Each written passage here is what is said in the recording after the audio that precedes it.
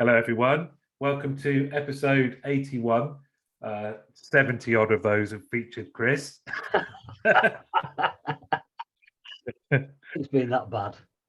We have been spending far too long talking before the recording because, it was before the podcast, but I would count Chris as a friend. But maybe someone is listening to this that hasn't heard the other 6 or 7 times you've been on, mate. Do you just want to let people know who you are and how long you've been in the industry, that kind of thing? Yeah, I will do. So hello everybody. For those that have listened to me before, I apologise. I'm back again. For those that haven't, so I've been working in contact centres for 20 plus years now. I think, starting off as many of us do as an agent, and going through all the pain of being an agent, and then going on to run operations before moving into the kind of technology space that I work in now. So I work for Verint as a solutions consultant, and spend a lot of time just speaking with organizations around how to drive best practice in their organizations. So how do they get the best out of people and technology to really deliver results? So I'm fascinated by our industry. It's an industry that I kind of fell into and fell in love with really, really quickly. Prior to working a call center, I used to run pubs, so completely opposite ends of the scale in terms of what we're doing. But in terms of behavioural and some of the stuff we'll talk about today, mindset and stuff, very close. I think it's a job that people think's easy, and the reality is it's not. And there is a lot of things that we can do to professionalise and drive performance. And yeah, I love it. It's been a very good career for me, and the people in it just make it all the worthwhile. Love it. I love that intro. I can't believe I didn't know you used to run pubs. Yeah, I worked for Tetley Brewery, a proper Yorkshireman, right? I worked for Tetley Brewery. I was the youngest licensee holder ever given a license in Leeds. 7 years old. 18. I got given. Wow. I got my first license awarded by Leeds Magistrates Court, and back then you had to go to court. So you actually had to go stand in front of the magistrate and kind of plead your case for a license. You had to do your exams and stuff. You had to go plead your case. And I remember, like it was yesterday, 2-3 weeks after my 18th birthday, and I'm stood there. And the magistrate goes, "So you're very young. What makes you think?" And I remember being like cocky 18-year-old. Well, if I didn't think I could do it, I wouldn't be stood here, would I? And he went, "All right then." He probably just thought, "Oh, well, this guy, just get out." Yeah, be done. So I did that. I did it there till I was about 21. Wow. On the side, but I'd worked in contact centres before that. So my first contact centre job, I was 16 when I first did it. I did telesales, that old. I was selling windows and doors from the Yellow Pages, I think. Just ringing people through the phone book. It was brilliant. Yeah, character building, put it that way. It definitely is. So, and this leads nicely on, or even if it didn't, I would somehow make it segue onto the topic we're going to talk about today. Is around the mindset with frontline advisors, agents. I don't know why, but I just don't like the term agent, and I think it's because it's often prefixed with just agents or the agents. I don't know why I don't like it, but. And is that part of it though? I kind of getting this topic and going off track already, but is that part of the mindset? Because if it's not a derogatory term, don't get me wrong, but if you belittle a role within an organization, that's going to affect someone's mindset from the offset. And we see it all the time, don't we? People going, "Oh well, we'll just the agents. I used to be just a call center representative, or I used to be just a this, I used to be just a shopkeeper." It's that thing of we kind of sometimes belittle roles, which will affect people's kind of confidence, I think. Well, and language is important. And so you're right. I think if we recognize it's probably got negative, I don't know, it might just be me and you, but I'll have to use it for the purpose of this podcast so that because everyone understands what we're talking about. Everyone understands the agents in the call and contact center industry. But mindset is something massively important to me. And you, what was your mindset like as a when you were there? Maybe not just as a 16-year-old, But in the time that you were an agent, what kind of mindset did you have? Different back then, right? So I look at it and go, I was very goal orientated. I always have been quite goal orientated. And starting in a sales role, I think you're predisposed, aren't you, a little bit to being goal oriented? Because back in my day, I don't know if this practice still happens. I don't sit around, but I didn't get paid unless I sold stuff. Well, I think There was no we talked basic about salary. this. You know, there was no basic salary. It was you create a lead, and if that lead pays off, you got some money, right? And so you had to be really, driven personally. The environments I worked in back then weren't set up to really develop your mindset, and we didn't really talk about it that much. I think it was very much I finished school or college, I went there, I put my headset on or picked up the phone. I used to kind of get there. Back then you could smoke and all sorts in the office, and people would go in and you kind of walked in through the door, and on your left was like a little canteen, and people just walk in, grab an ashtray, go sit down at your little desk with an ashtray. And I used to sit next to this bloke, and he used to drink in a 3-hour shift 4 litres of cider. He used to just sit there drinking cider. Were you thinking you should come to my pub? But he used to create, and he used to make more money than anybody, right? But he just blocked everything off around him. So everybody else in that room didn't exist. You know, what existed was him, his phone, his list of people he was ringing, and he would just go at it like a metronome. And he was like constant, never stopped talking for the whole 3-4 hours that I was there an evening. And the results paid off for him, right? So you kind of look at that and go, you know, go back to that point, because you control your own mindset. And back then, people didn't understand that, I don't think, as much as we talk about it now. And he would control his mindset. He would block the world out. He would get into his zone, and he would just continue down that path. I couldn't do that. I'm too much of a sociable person.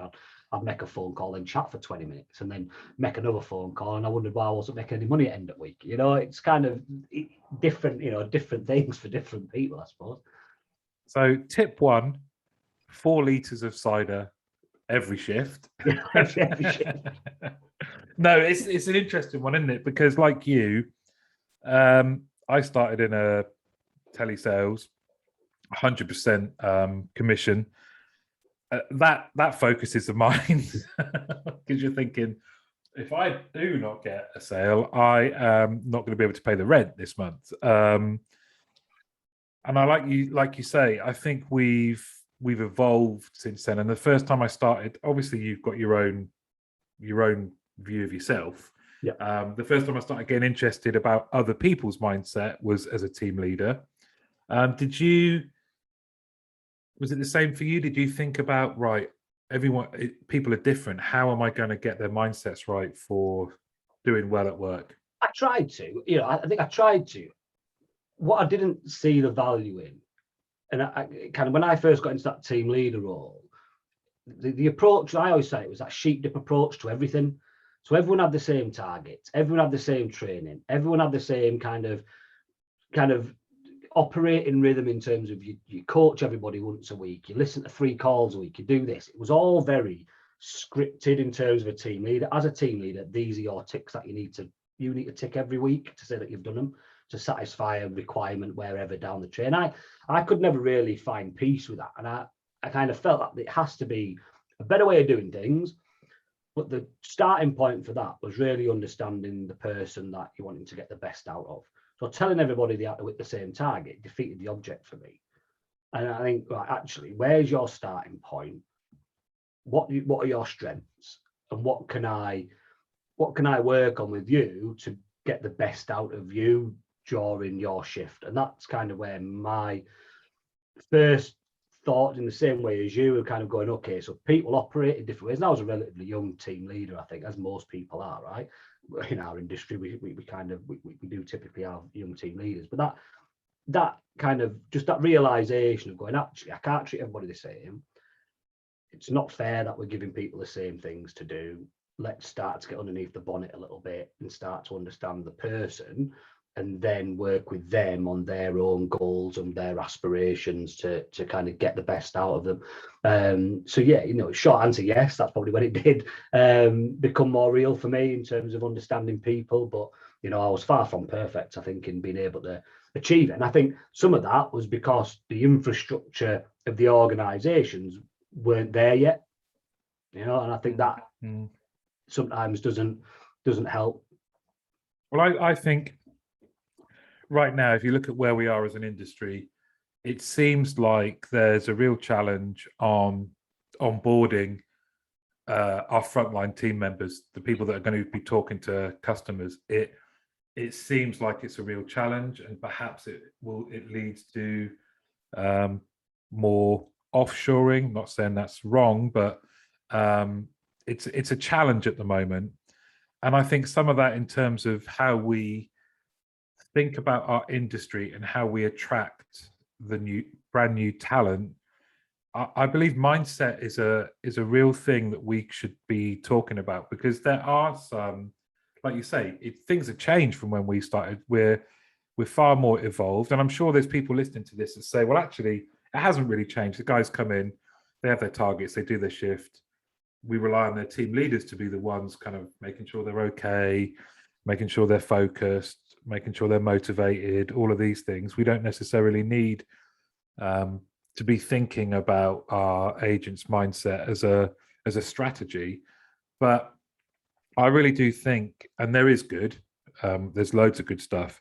I wanted to run through some of the things that I've either used myself or I've researched and found that people are doing, and get your take on it. Yeah, for sure. And I think, you know, the key thing for me, and I think, you know, you touched it there, when organizations think about this stuff, you know, we know, right? Everybody knows that if we can get people in the right frame of mind when they're, or give them the space and the support to get them where they need to be, you know, but we know that people are more productive, the happier they are. We know that, you know, in a sales role, for example, you will get better revenues and better things. People become more creative, you know, people become safer and are happy to share, and that's where innovation comes from. So I think, you know, organizations that think that way, that say, you know, we don't need to invest in a mindfulness strategy or whatever it might be, I think, you know, that's wrong. Actually, investing in that will reap further and greater rewards than doing what you're doing today. Definitely. Okay. The first one is the concept of attention fatigue. And this brings into play lots of things around the systems that we give people and how much effort it is for them to be able to deliver a good service to their customers, because maybe they're all opening multiple systems. There's a lot of effort involved. But even if you've got a system, just one, that the agents log into, attention fatigue applies so much to our industry, because even though we have an aim, I think, that agents deal with more complex tasks, more problem solving, more variety, the vast majority today will be dealing with a full shift of very similar tasks. Yeah. And we know now, because we have advances in our understanding of how we think, our neuroscience, that from an attention point of view, anything more than 40 minutes of doing the same task creates attention fatigue. And I wonder if we are factoring this enough into, like you said earlier, our environments and how we structure and support our frontline advisors. What do you think? So I don't think we're doing enough. I do think some organizations are doing some really clever stuff around it. And one of the things I've been, and especially over this last 2 years, talking about how do we keep people actively kind of in the right frame of mind, if they're stuck at home or if they're in an office where the numbers are lower than normal because there isn't many people in, those types of things. And I think we're advanced enough as an industry now to move away from traditional things like, you know, the scheduling that we used to have. You have an 8-hour shift and you have a 15-minute break after a couple of hours, and you have half an hour break a couple of hours later, then you have another 15-minute break later on. All that stuff can be rewritten. And I think, you know, doing less and having more breaks over the course of it, we can schedule for that stuff. We've got technology that does all that stuff and can do all the calculations and make sure it's all happy and you're still achieving service goals. There's no barrier to it. So we can think differently about an individual's working day. to give them, you know, more time away from the screen and do whatever. Again, we're advanced enough to be able to be more activity based in terms of what do we expect people to do in their 8-hour shift, and not just giving them the same types of work to do. Again, we've got the capability to look at that and give people different things and variety and all, you know, there's no barrier to allow, you know, being able to do these things. I just think we get stuck in the old ways of working, in the sense that, well, I'm working an 8-hour shift, I need 3 breaks in that shift, so I'm going to just put those 3 breaks in. I think we can be a lot smarter and a lot cuter around how we kind of utilize people's time during the day. I just don't see why it's an issue. Completely agree, because the reason I went first with this one, this was always my challenge on the phones. Always, I would be really, really good, and then I needed something. I needed to step away, even if it was just for a minute or 2 minutes. Otherwise, I'd become disruptive. And I think there's something in that. It also lends itself to motivation and having to stay present and stay attentive to your task and to the customers when you're being challenged by attention fatigue, or just not really. You need to be reminded of the bigger picture, and the bigger picture can be, you're doing this because you want a career here. Let me remind you of the path, that this is a step. This interaction right now, this shift is a step to getting the next where you want to be within this company. It means something. The other thing, from a motivation point of view, that we did that really changed our whole center. This is when I was a manager at this point. We spent time understanding why people did the job. And it wasn't enough to say, I'm saving for a holiday. We'd say, when are you going? Where's the holiday? Who's going? What's the experience going to be like? And then we allowed everyone time, and we helped them just kind of do like visual boards that they stuck on their desks of that holiday. And I'll never forget one guy, because we were asking open questions, and it wasn't just, oh, I'm here because I want to do well. He needed, as well as his living costs, to save a particular amount of money to be able to go to America and complete an acting course, because ultimately he wanted to be an actor.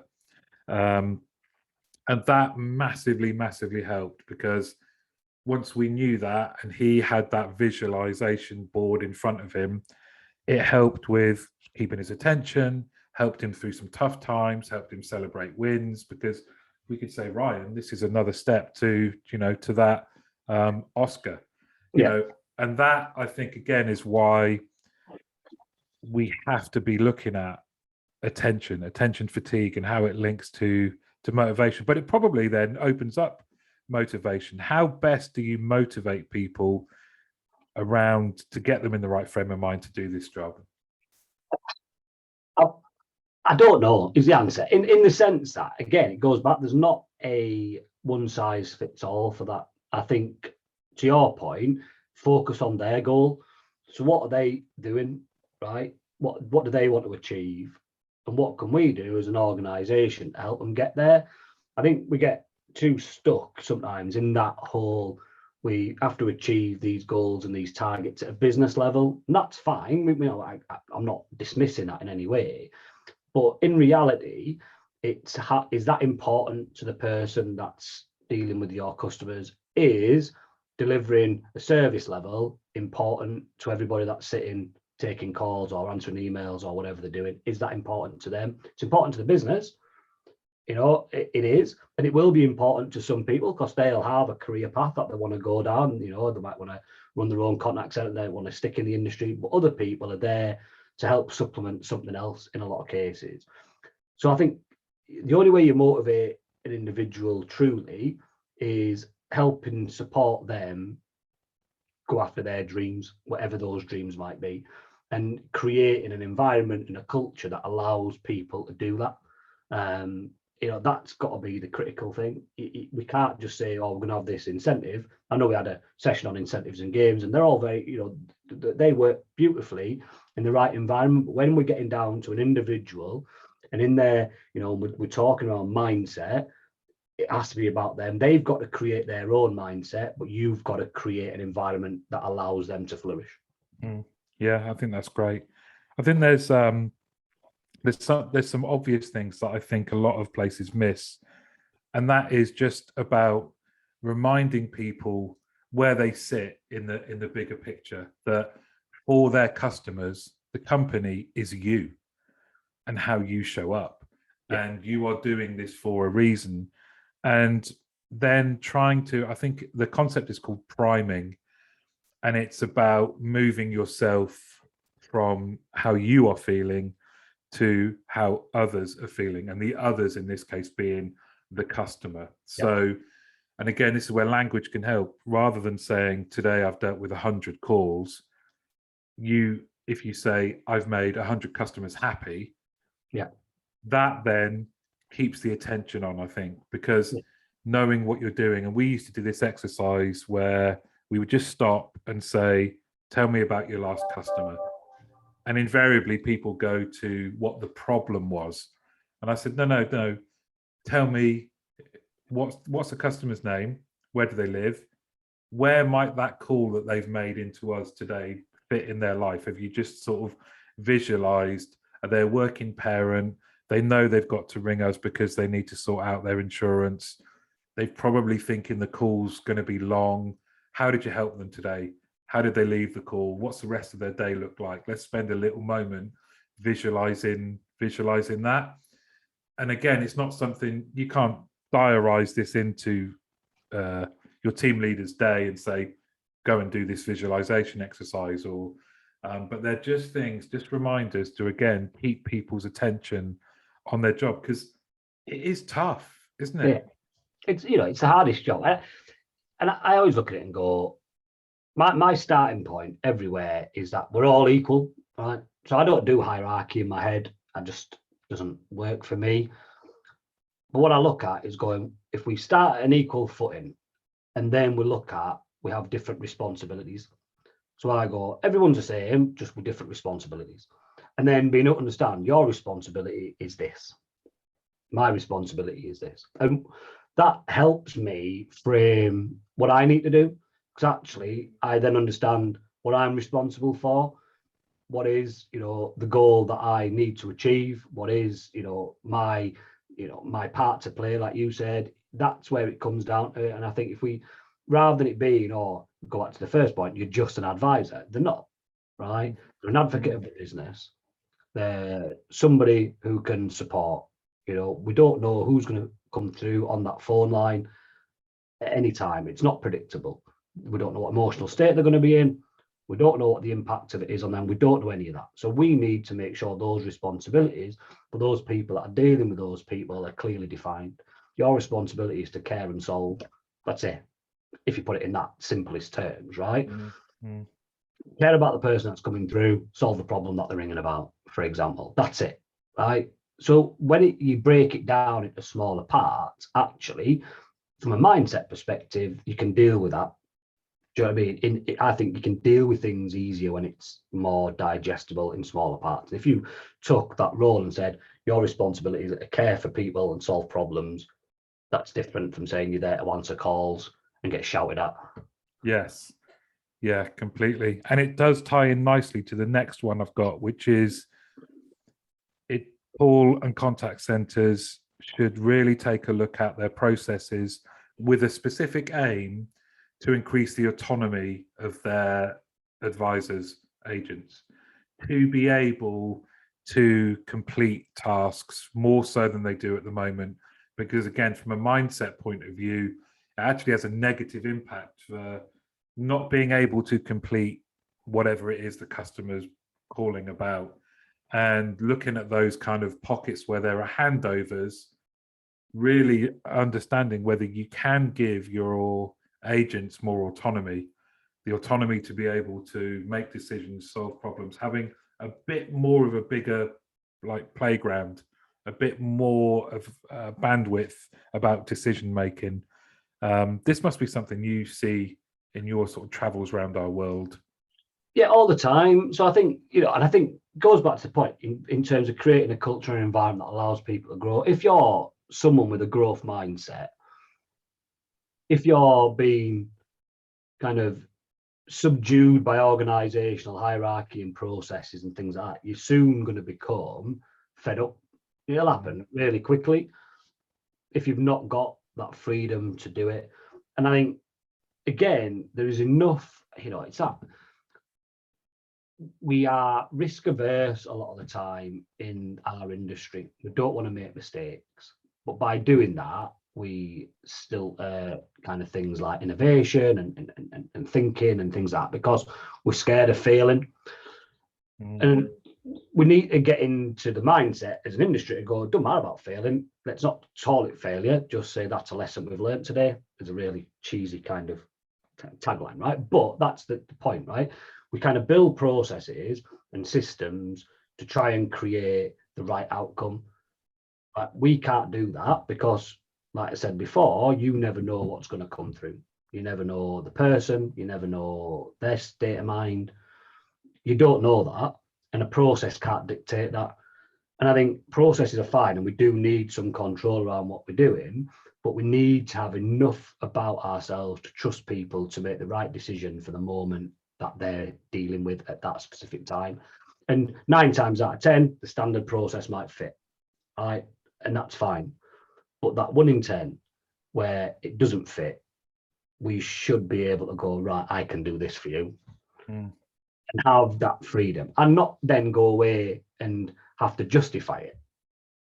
I think that's the thing. If it doesn't work out and it's the wrong thing to do, we learn from it and we go again. That's what it should be. We shouldn't be chastised for it, because that again will still people's growth.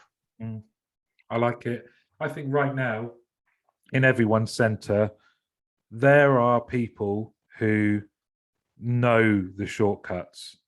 They just deal with the problems. They probably do more than the majority of your frontline team members. My plea would be, go and find out what they do, find out the shortcuts and share them, and say, there is a reason that Carol's able to solve this problem. It might not be the right prescribed way, but if it gets the customer what they need, find out what it is she's doing, see if it can be shared and introduced into your training, and is it worth changing your process? I don't think, again, that might be where some of that mindset of it's just the agents. We need somebody else to find this out. And it could be, but again, if people are bought into what they're doing, they will try and find solutions to it. If people are bought in and they love what they do, they will do what they can to fix the issues that are presented to them. And I think that's the people that we need. They're the people. That's the people. That's not right English, is it? They're the people that we need to really kind of focus on and go, actually, we can learn from that and learn as a team, as a department, whatever it is, to try and get the best out of others. I think, in any organization, you're always going to find pockets of negativity. It's just part and parcel. And I don't think, we can't, I'm not going to sit here on your podcast, Martin, with my rose tinted glasses on and, and think that and paint a rosy picture of the world. We can't, right? There will be. Why not? Well, I'd love to, right? Realistically, we're always going to find pockets of negativity. No matter what your job is, no matter what your organization does, doesn't matter. There's always going to be pockets of negativity. And I don't think it's about kind of stamping out the negativity within an organization. I don't think that's right, because I think sometimes negativity helps us to think differently. So, negativity comes from somewhere. It comes from a frustration, generally. It comes from something, right?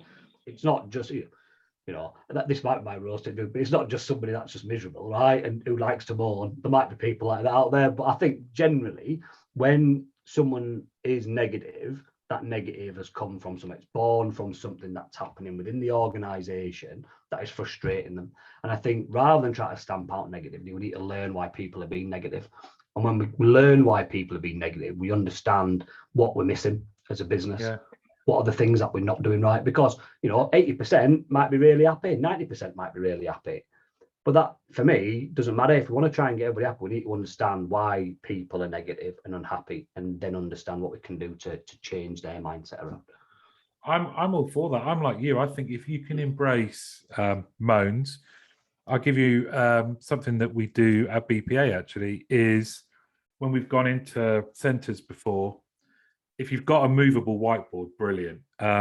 We roll a whiteboard into a call center floor and ask everyone when they have a moan, or when they, as long as the moan is about work, right? And it's not personal. It's more about the role or a process or something that's wrong.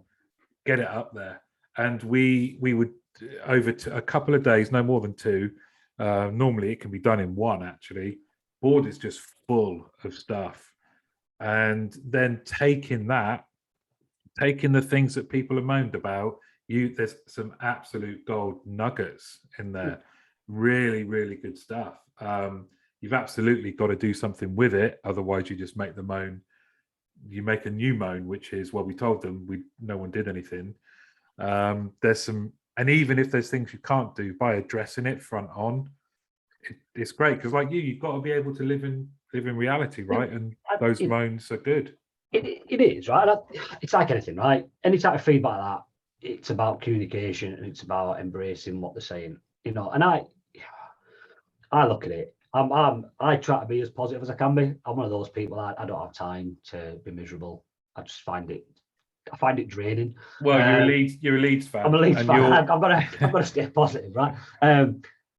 But what's trivial to me might be the end of the world to somebody else, and that, as leaders, we need to be really clear on. And I think sometimes we lack empathy for other people's situations, and that stops us enabling people to develop their mindset, because and we just have to make sure that that we go back to the original point, that individuality, understand them as a person, understand what is going to annoy them, understand what is going to frustrate them, understand what barriers and blockages they're putting up around themselves, and before it spirals, and then give them an outlet to be able to alleviate some of that. I think we just need to be really personal when it comes to building a culture of mindset. I love it. I'm gonna give you a nice one here. There's a Buddhist monk on TikTok, right? And he is brilliant, because the maximum time he's got is like 3 minutes. But he did one that I think applies definitely to, well, anyone that's into gaming, right, is a gamer. He says, or he did this post, he said gaming is great for teaching people about mindfulness, having a good mindset, because when you're gaming, you are absolutely in the moment. You are not thinking about the future. You are not thinking about the past. You're 100% present in that, whether it is multiple players that you're talking to, or whether it's just you. That's it, right? That's the only thing that matters. That's where you get your joy from, where you overcome challenges, and it is kind of in the moment. And he said that's a core principle of Buddhism, and why Buddhists, there's less percentage of anxiety and depression, because anxiety is future-based, depression's past-based.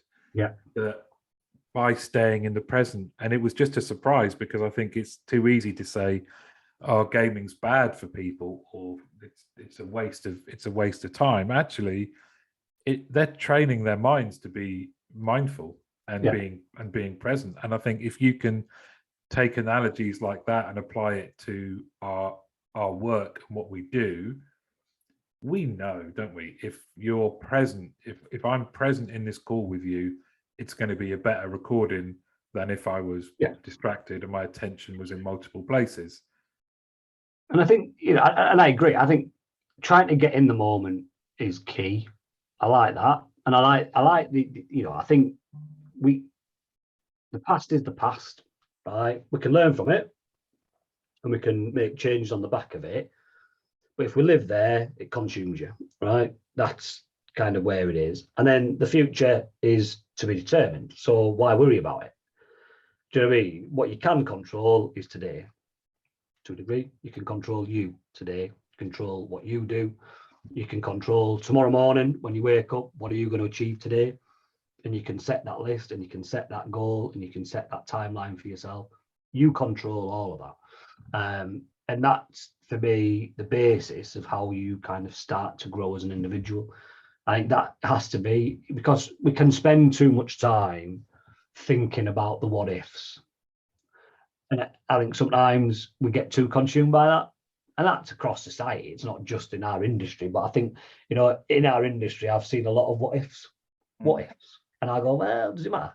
It's happened. Yeah. Right? So you didn't hit service level last week. You can't do anything about it now. Yeah.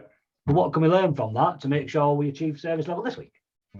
Yeah, or next week, or whatever, right? And it's just that way of going, what ifs and hindsight and all those things can be really damaging to developing a mindset. That's going to be positive. And I think there is a freedom in work, and it would be good for us to remind frontline advisors of that. To your point, don't worry about what's happened. Don't worry about what might come, or what else is going on in your life right at the time.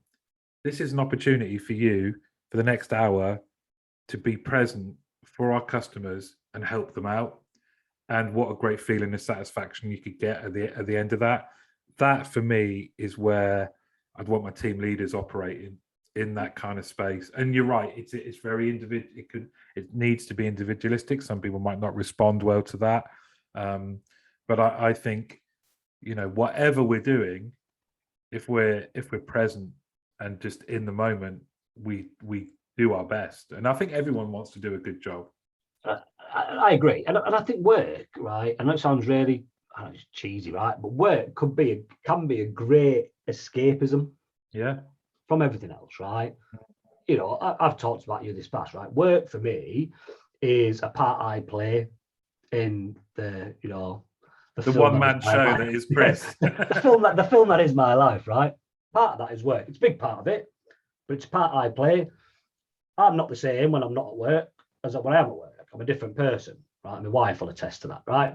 But when I'm at work, I can escape from all the other stuff that's going on. I can cocoon myself in work, and I can do what I need to do in terms of the relationships that I build, in terms of the outcomes I want to deliver, those types of things. So I kind of get in that mindset of going, this is my escapism.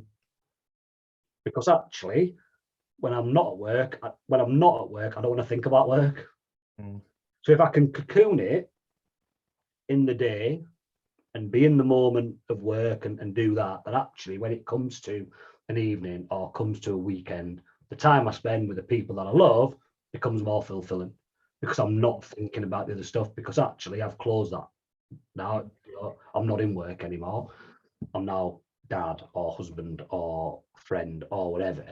And that's where I get to. And I think that, for me, that escapism it's a perfect buffer. I think if it bleeds too much into one another, that's when it's hard to create separation. Whatever, I love some of that, because that is whatever you do, do it well. Yeah. Do it well. Whatever your role is, find the joy that you get by knowing you've not left anything on the field. You've just given maximum effort, and you've been present. I just want to end. This is going to be a shorter one. We're going to come back and do some more of these, but I just want to end with the key question: who would play you in the film of your life? Who knows? I'll tell you what I'd like to play, but he's far better looking than me. Matthew McConaughey. I think he's got the nuts in, like, is, because I think, you know, and if you look at some of his stuff that he's released lately, I listen to him, and his book that's come out is phenomenal. But he has that same kind of belief system, right, that we try to strive towards and things like that. But he would be perfect. He's got the quirks, I think, and the stunning good look. Could he do the accent? He could do anything he wants, I think. He's one of those types of people, isn't he? Well, Matthew McConaughey, thank you very much for joining me on episode 81. Thanks, mate. Love you. No, I love you, mate. Take care, pal.